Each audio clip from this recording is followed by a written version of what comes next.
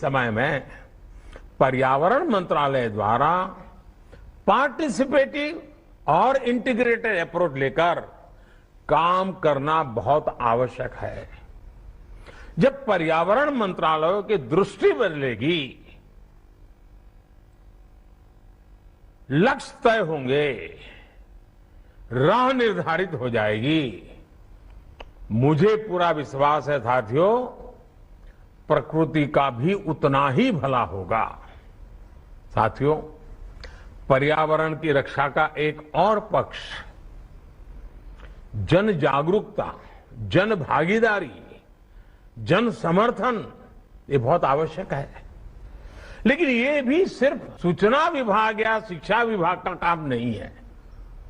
जैसे आप सभी को भली भांति पता है कि देश में जो हमारी नई राष्ट्रीय शिक्षा नीति, अब सचमुच वो आपके लिए भी उपयोगी है, आपके डिपार्टमेंट के लिए, उसमें एक विषय है एक्सपीरियंस बेस्ड लर्निंग पर, उस पर जोर दिया गया है। अब ये एक्सपीरियंस बेस्ड लर्निंग, क्या पर्यावरण मंत्रालय ने शिक्षा विभाग के साथ बात की क्या कि भाई आप स्कूल में बच्चों को पेड़ पौधों के विषय में जरा पढ़ाना है तो उनको जरा बगीचे में ले जाइए, गांव के बाहर जो पेड़ पौधे हैं वहां ले जाइए, पेड़ पौधों का परिचय करवाइए।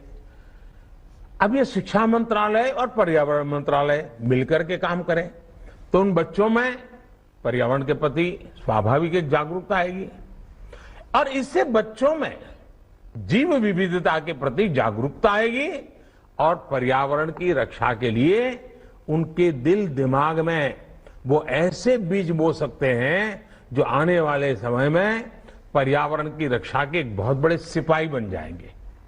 इसी तरह अब जैसे जो बच्चे हमारे समुद्री तट पे हैं या नदी के तट पे हैं, वहां बच्चों को ये पानी का महत्व, समुद्र की इकोसिस्टम क्या होती है, नदी की इकोसिस्टम क्या होती है, वहां ले जाकर उनको सिखाया जाए मछली का क्या महत्व होता है, मछली भी किस प्रकार से पर्यावरण की रक्षा में मदद कर रही है, सारी बातें उन बच्चों को लेकर के समझाएंगे। काम तो शिक्षा विभाग का होगा, लेकिन पर्यावरण के विभाग के लोग तो आप देखिए पूरी नई पीढ़ी तैयार हो जाएगी। हमने अपने बच्चों को, आने वाली पीढ़ियों को पर्यावरण के प्रति जागरूक भी करना है, संवेदनशील भी करना है। राज्यों के पर्यावरण मंत्रालय को इससे जुड़े अभियान शुरू करने चाहिए, योजनाएं बनानी होगी। अब जैसे किसी स्कूल में फल का कोई पेड़ है तो बच्चे उसकी जीवनी लिख सकते हैं, पेड़ की जीवनी लिखें। किसी औषधीय पौधे के गुणों के बारे में भी बच्चों को निबंध लिखवाया जा सकता है, वक्तृत्व स्पर्धा की जा सकती है। हमारे राज्यों की यूनिवर्सिटीज और लेबोरेटरीज को भी जय अनुसंधान इस मंत्र पर चलते हुए पर्यावरण रक्षा से जुड़े इनोवेशंस को सर्वोच्च प्राथमिकता देनी होगी। पर्यावरण की रक्षा में हमें टेक्नोलॉजी का इस्तेमाल भी ज्यादा से ज्यादा बढ़ाना चाहिए। जैसे जो वनस्थान है, जंगल है, उनमें जंगलों की स्थिति का निरंतर अध्ययन बहुत जरूरी है। हम स्पेस टेक्नोलॉजी से हम लगातार अपने जंगलों का मॉनिटरिंग कर सकते हैं, बदलाव आए तो तुरंत मार्क कर सकते हैं, सुधार कर सकते हैं। साथियों, पर्यावरण से जुड़ा एक और अहम विषय है फॉरेस्ट फायर का भी। जंगलों में आग बढ़ रही है और भारत जैसे देश के लिए अगर एक बार आग फैल गई तो हमारे पास उतने संसाधन भी कहां है कि हम आधुनिक टेक्नोलॉजी से आग को बुझा पाएंगे। दुनिया के समृद्ध देशों को आपने देखा होगा टीवी पे, चाहे पश्चिमी अमेरिका हो, कनाडा हो, ऑस्ट्रेलिया हो, पिछले दिनों यहां जो फॉरेस्ट फायर हुआ, जो जंगलों में आग लगी, कितनी तबाही हुई, वन्य पशुओं की बेबसी, इवन जनजीवन को भी प्रभावित कर दिया। उसकी एशिस के कारण मीलों तक लोगों का जीना मुश्किल हो गया। वाइल्ड फायर की वजह से ग्लोबल एमिशन में भारत की हिस्सेदारी बहुत कम है जी, नगण्य है, लेकिन फिर भी हमें अभी से जागरूक होना होगा, अभी से हमारी योजना होनी चाहिए। हर राज्य में फॉरेस्ट फायर फाइटिंग मैकेनिज्म मजबूत हो, वो टेक्नोलॉजी ड्रिवन हो, ये बहुत जरूरी है। उसी प्रकार से हम सबको मालूम है आखिरकार आग लगने का कारण क्या होता है। जो सूखे पत्ते जंगलों में पड़ते हैं उनका ढेर होता है और एक आध छोटी सी गलती देखते ही देखते पूरे जंगल को आग पकड़ लेती है। लेकिन अब इस जंगलों में जो वेस्ट पड़ता है ना, पत्तियां पड़ती हैं, पानखर के अंदर जब सारा जंगल जमीन पर सब पत्तियां नजर आती है, आजकल उसका भी सर्कुलर इकोनॉमी में उपयोग होता है। आजकल उसमें से खाद भी बनता है, आजकल उसमें से कोयला बनाया जाता है। मशीन होते हैं, छोटे छोटे मशीन लगा करके उसमें से कोयला बनाया जा सकता है। वो कोयला और कारखानों में काम आ सकता है। मतलब हमारा जंगल भी बच सकता है और हमारी ऊर्जा भी बच सकती है।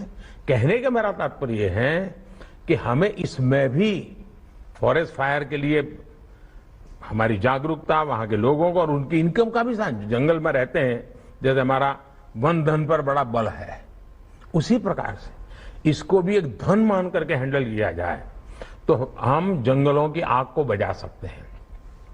हमारे फॉरेस्ट गार्ड को भी अब नए सिरे से ट्रेनिंग देने की बहुत जरूरत है जी। ह्यूमन रिसोर्स डेवलपमेंट के नए पहलुओं को जोड़ने की आवश्यकता है।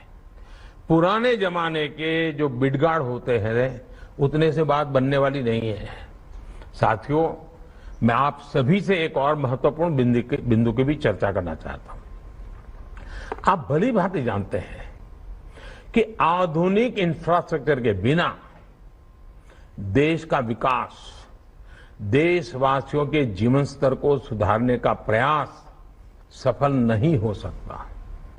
लेकिन हमने देखा है कि एनवायरमेंट क्लियरेंस के नाम पर देश में आधुनिक इंफ्रास्ट्रक्चर के निर्माण को कैसे उलझाया जाता था। आप जिस जगह पे बैठे हैं ना, ये एकता नगर में, ये हमारी आंखें खोलने वाला उदाहरण है। कैसे अर्बन नक्सलों ने, विकास विरोधियों ने इस इतने बड़े प्रकल्प को, सरदार सरोवर डैम को रोक के रखा था। आपको जानकर के हैरानी होगी साथियों, ये जो सरदार सरोवर डैम एकता नगर में आप बैठे हैं ना, इतना बड़ा जलाशय देखा होगा आपने, इसका शिलान्यास देश आजाद होने के तुरंत बाद किया गया था। सरदार वल्लभ भाई पटेल ने बहुत बड़ी भूमिका निभाई थी। पंडित नेहरू ने शिलान्यास किया था। लेकिन सारे अर्बन नक्सल मैदान में आ गए, दुनिया के लोग आ गए, अपप्रचार किया, ऐसा ये पर्यावरण विरोधी है, यही अभियान चलाया और बार बार उसको रोका गया।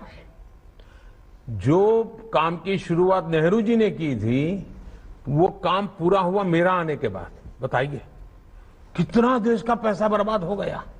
और आज वही एकता नगर पर्यावरण का तीर्थ क्षेत्र बन गया। मतलब कितना झूठ चलाया था। और ये अर्बन नक्सल आज भी चुप नहीं है, आज भी उनकी खेल खेल रहे हैं।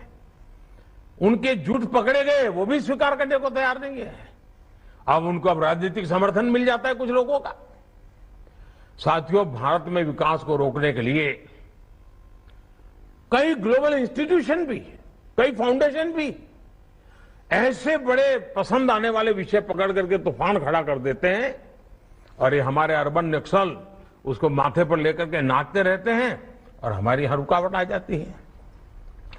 पर्यावरण की रक्षा के संबंध में कोई कॉम्प्रोमाइज न करते हुए भी संतुलित रूप से विचार करके हमें ऐसे लोगों की साजिशों को जो वर्ल्ड बैंक तक को प्रभावित कर देते हैं, बड़े बड़े जुडिशरी को प्रभावित कर देते हैं, इतना अपप्रचार कर देते हैं, चीजें अटक जाती है।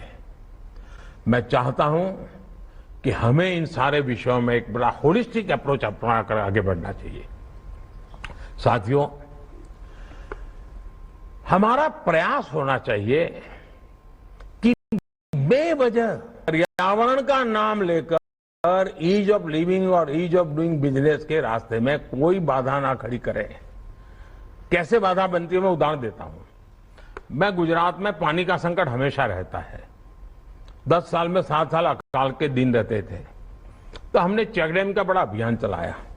हम चाहते थे फॉरेस्ट में भी पानी का प्रबंध हो, तो हम फॉरेस्ट में पर्वत की जो ढलान होती है उस पर छोटे छोटे यानी डाइनिंग टेबल जितने छोटे छोटे छोटे तालाब बनाना, बहुत छोटे तालाब, 10 फुट लंबे हो, 3 फुट चौड़े हो, 2 फुट गहरे हो, और उसके पूरे लेयर बनाते जाना, ऐसे हमने सोचा। आप हैरान होंगे, एनवायरमेंट फॉरेस्ट मिनिस्ट्री ने मना कर दिया। अरे मैंने कहा भाई ये पानी होगा तभी तो तुम्हारा फॉरेस्ट बचेगा। आखिरकार मैंने उनको कहा अच्छा मैं फॉरेस्ट विभाग को पैसे देता हूं, आप चेक डैम बनाइए, पानी बचाइए और जंगलों को ताकत दीजिए। तब जाकर के बड़ी मुश्किल से मैं वो काम कर पाया था। मतलब हम एनवायरमेंट के नाम पर फॉरेस्ट में भी अगर पानी का प्रबंध नहीं करेंगे तो काम कैसे चलेगा। साथियों, हमें याद रखना है कि जितनी तेजी से एनवायरमेंट क्लियरेंस मिलेगी उतना ही तेजी से विकास हो, और कॉम्प्रोमाइज किए बिना ये हो सकता है। मुझे बताया गया है, आप सभी राज्यों के लोग बैठे हैं, आज की तारीख में एनवायरमेंट क्लियरेंस के 6000 से ज्यादा काम आपके मंत्रालयों में पेंडिंग पड़े हुए हैं। इसी तरह फॉरेस्ट क्लियरेंस के भी करीब करीब 6500 प्रोजेक्ट, उनकी एप्लीकेशन आपके टेबलों पर लटकी पड़ी हुई है। क्या साथियों, आज के आधुनिक युग में, अच्छा वो भी 3 महीने के बाद क्लियरेंस मिलेगा 6, तो कारण कुछ और है। हमें बिल्कुल कोई पैरामीटर तय करने चाहिए, निष्पक्ष भाव से करना चाहिए और पर्यावरण की रक्षा करते हुए क्लियरेंस में देने में गति लानी चाहिए। हमने रुकावट नहीं बनना चाहिए। आप अंदाजा लगा सकते हैं, पेंडेंसी की वजह से हमारे प्रोजेक्ट लोगों को फायदा नहीं होता है, खर्च भी बढ़ जाता है, समस्याएं बढ़ जाती हैं। हमें कोशिश करनी चाहिए पेंडेंसी कम से कम हो और जेन्युइन केस में ही पेंडेंसी हो, तेजी से क्लियरेंस मिले। इसे लेकर हमें एक वर्क एनवायरनमेंट को भी बदलने की जरूरत है। जो एनवायरनमेंट रक्षा की हम बात करते हैं ना, तो वर्क एनवायरनमेंट भी बदलना पड़ेगा। मैंने अक्सर देखा है कि जिस प्रोजेक्ट को लंबे समय से एनवायरनमेंट क्लियरेंस नहीं मिल रही है, फॉरेस्ट क्लियरेंस नहीं मिल रही है, तो मैंने देखा है कि राज्य सरकारें मुझे चिट्ठियां लिखती है। कभी भारत सरकार के डिपार्टमेंट मुझे चिट्ठियां लिखते हैं कि फलाने राज्य में अटका हुआ है, कोई राज्य वाला कहता है भारत सरकार में अटका हुआ है। मैं उस ऐसे प्रोजेक्ट को प्रगति के अंदर लाता हूं और मैं हैरान हूं, जैसा ही वो प्रगति में आ जाता है फटाफट राज्यों में भी केंद्र में भी क्लियरेंस शुरू हो जाता है। मतलब अगर एनवायरमेंट के इश्यू होते तो क्लियरेंस नहीं होता। तो कोई न कोई ऐसी बातें हैं, ढीलापन है, वर्क कल्चर ऐसा है जिसके कारण हमारी गड़बड़ हो रही है। और इसलिए मैं आपसे आग्रह करूंगा कि हमें सबने मिलकर के, चाहे केंद्र हो या राज्य हो या स्थानीय स्वराज्य हो, ये डिपार्टमेंट हो और वो डिपार्टमेंट हो, मिलकर के काम करेंगे तो ऐसी कोई रुकावटें नहीं आएगी। अब आप देखते हैं टेक्नोलॉजी का उपयोग हो रहा है। परिवेश पोर्टल आप सबने देखा होगा।